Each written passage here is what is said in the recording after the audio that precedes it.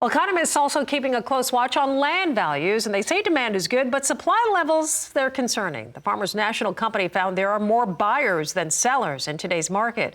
Land values have held steady in farm country, but pressure continues to mount over low prices and high inputs. But real estate pros say farmers are still the primary buyers of ag land. Across the industry, leaders say listings are down around 25% from active times between 2020 and 2023. Well, we now continue our weekly Land Report segment with the American Society of Farm Managers and Rural Appraisers. Dennis Reyman joins us now from his region. Dennis, thank you for being here. Just talking about these land values. So we start off a new year, means new legislative sessions. Is there anything potentially happening in Iowa legislature that might affect these landowners?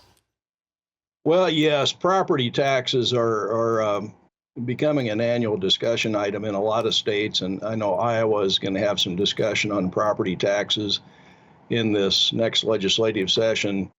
Now, property taxes, I think, are a misunderstood item, especially in Iowa, because farmland is not necessarily taxed on market value. It's taxed on a revolving 5-year income formula. So that takes out some of the jarring impacts of a rapid rise or decrease in land values.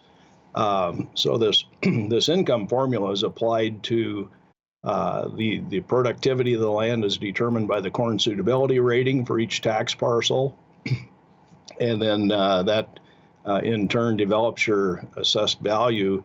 But there's also a taxable value, so your assessed value is not necessarily what you're paying taxes on.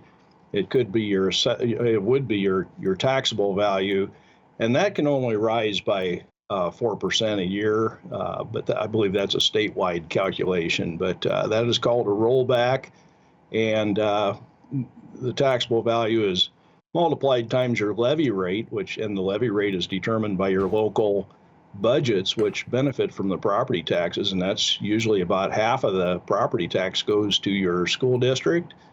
And a lot of the balance goes to your local county and a few other items, townships, community colleges, and things like that. So it's local budgets that have a large influence on what you actually pay in taxes.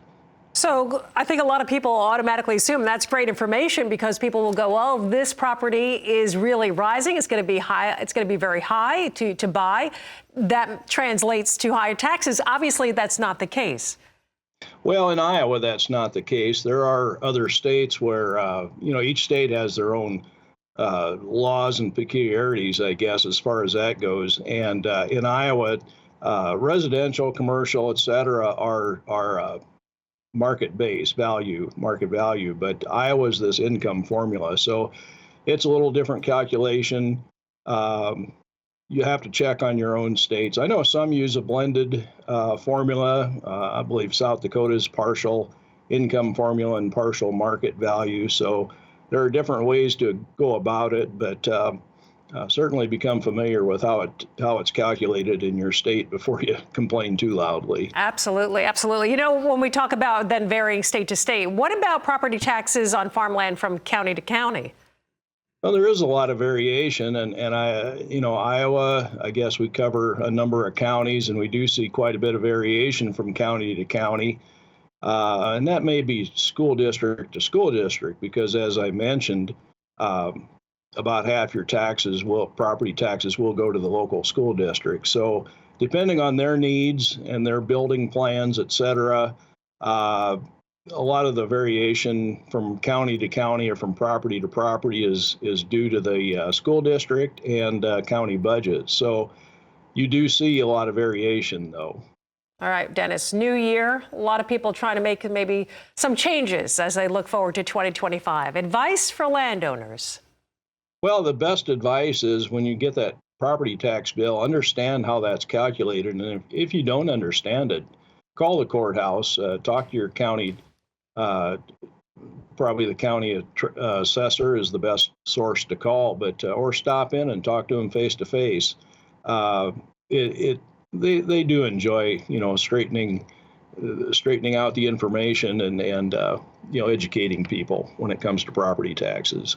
Great advice there, Dennis. Thank you so much. Dennis Reyman with the American Society of Farm Managers and Rural Appraisers, wishing you a Happy New Year. Thanks for being here.